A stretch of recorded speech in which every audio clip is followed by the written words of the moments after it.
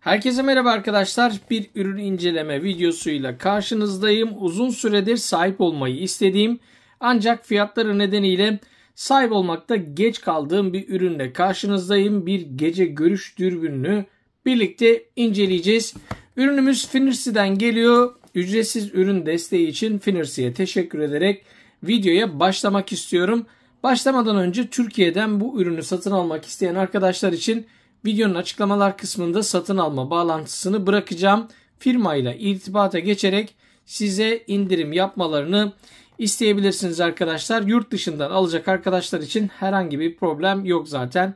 Yurt içinden yani Türkiye'den alacak arkadaşların önceden firmayla irtibata geçmeleri önemli. Çünkü ürün limitte tam sınırda kalıyor arkadaşlar. Son çıkan yasaya göre de takılabilir. Bilginiz olsun. Şimdi gelin birlikte kutu içeriğini inceleyerek başlayalım. Kutunun içerisinden şöyle şık bir saklama kabı çıkıyor arkadaşlar. Buradan yine kolunuza takarak ya da bir yere asarak götürebilirsiniz. Bu şekilde bir kutusu, bir çantası çıkıyor. Çantanın içerisinde ise bizim gece görüş dürbünümüz var arkadaşlar. Şöyle gösteriyorum. Dürbünümüz burada. Bu arada çıkartmak için biraz zorlandım. Ve yine bir kullanım kılavuzu ve bir tane de şarj kablosu var. Ayrıca bu şarj kablosu üzerinden bilgisayara da bağlayabiliyorsunuz arkadaşlar. Kutu içeriğimiz bu kadar. Çok fazla bileşenimiz yok. Gelin ürünü yakından inceleyerek devam edelim. Kılavuzu Çince, İngilizce ve Rusça olarak geliyor. Türkçe dil desteği yok. Çok da kılavuzda takılmanız gereken bir nokta yok. Zaten cihazı kurcalayarak hızlı bir şekilde öğrenebiliyorsunuz. Gerçekten kullanımı basit arkadaşlar.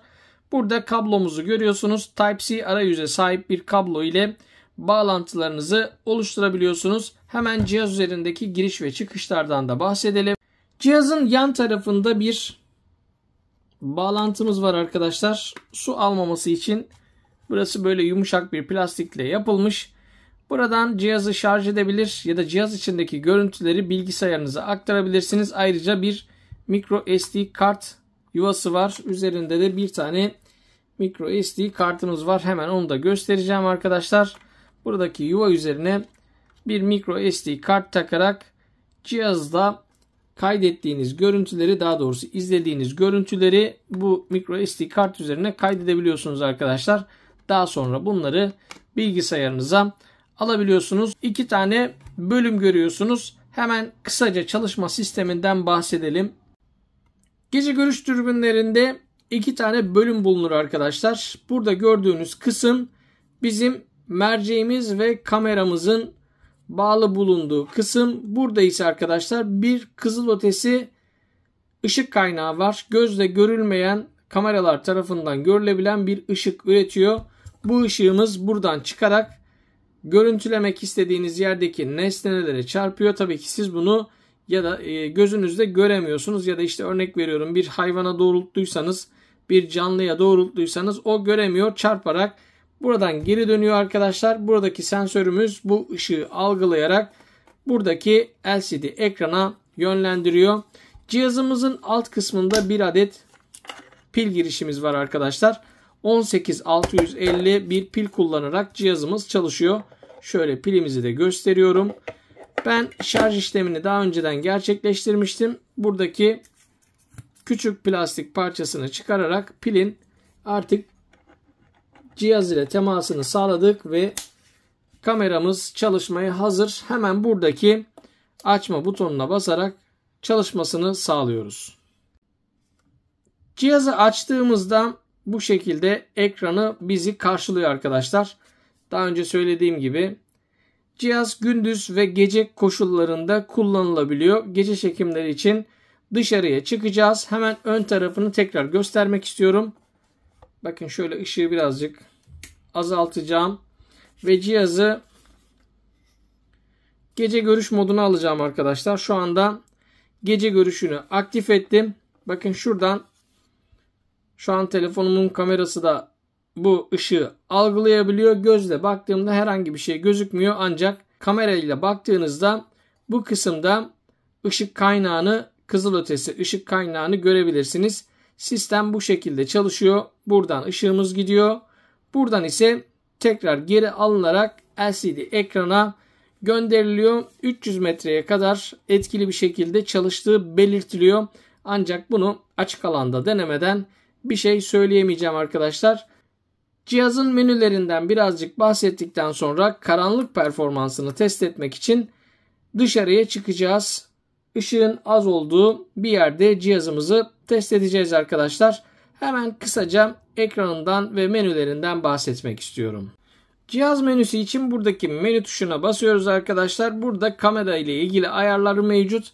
Buradaki butona tekrar basarak bir sonraki ayarlar kısmına geçiyoruz. Zaten İngilizce olarak birçok ayarı görebiliyorsunuz. Dil seçenekleri arasında neler varmış hemen hızlıca ona da bakmak istiyorum arkadaşlar. Şuradan İngilizce, Fransızca, İspanyolca, Portekizce var. Türkçe var mı diye hızlıca kontrol ediyorum. Türkçe dil desteği yokmuş arkadaşlar. Cihaz üzerinde de Türkçe dil desteği mevcut değil. Diğer dil desteklerini de görebiliyorsunuz. Çok fazla yapabileceğiniz bir ayarımız yok. Burada pil durumunu görüyorsunuz arkadaşlar. Burada kaydedebileceği 4K olarak kaydedebileceği maksimum süre kayıt süresi yer alıyor. Yine burada da parlaklık ve diğer ayarlarını görüyorsunuz. Cihazın ana şekliyle kullanımı ve fiziksel yapısı bu şekilde. Buradaki butona basarak da arkadaşlar şöyle gösteriyorum. Şu butona basarak gece görüşü devreye alıyoruz. Yanlış oldu. Şuradaki butonumuz gece görüş özelliğini devreye alıyor. Bakın arkadaşlar şöyle kapattığımda buradaki ışığın söndüğünü, açtığımda da yandığını görebilirsiniz. Ancak bunu sadece kameralar ile görebiliyoruz. Diğer türlü göremiyoruz. Şimdi dışarıda gece görüş dürbünümüzü test ederek gerçek doğada performans testimizi ve inceleme videomuzu tamamlamış olacağız. Gelin şimdi arabamıza atlayalım ve doğayla baş başa kalalım. Günün gece performansı için köpeklerimizle birlikte köyde sahaya çıktık arkadaşlar. Şöyle gösteriyorum. Şu anda gece görüş dürbünü elimde. Birlikte çalıştıralım. Şu anda normal kamerayla görüntüyü görüyorsunuz.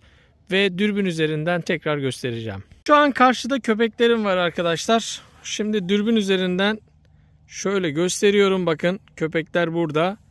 Normalde ise bu şekilde gözüküyor. Bakın çok net bir şekilde ortamı görebiliyoruz. Şu an hafif sokak lambasının olduğu bir yerdeyim. Normaldeki görüntü buyken gece görüş dürbünü üzerinden görüntümüz bu. Ayrıca bunun üzerinde ışık şiddetini artırabiliyoruz. Çok daha karanlık bir yere giderek size performansını göstereceğim. Şu an zifiri karanlık bir yerdeyim. Şehrin ışıkları şöyle hafifçe gözüküyor arkadaşlar. Kamerayı hafif hareket ettiriyorum. Şu an ortam bu durumda. Gece görüş dürbünü üzerinden baktığımızda ise şu an köpekleri net bir şekilde görüyoruz ve yolu da görüyoruz arkadaşlar. Bu şekilde tüm detayları seçebiliyoruz. Şöyle etrafı göstereceğim size. Bakın normaldeki görüntü. Şimdi gece görüş dürbünü üzerindeki görüntümüz köpek bana doğru geliyor arkadaşlar. Herhangi bir ışık kaynağı olmadan ortamdaki tüm detayları görmenizi sağlıyor. Gayet başarılı, fiyatına göre güzel bir ürün olduğunu söyleyebilirim.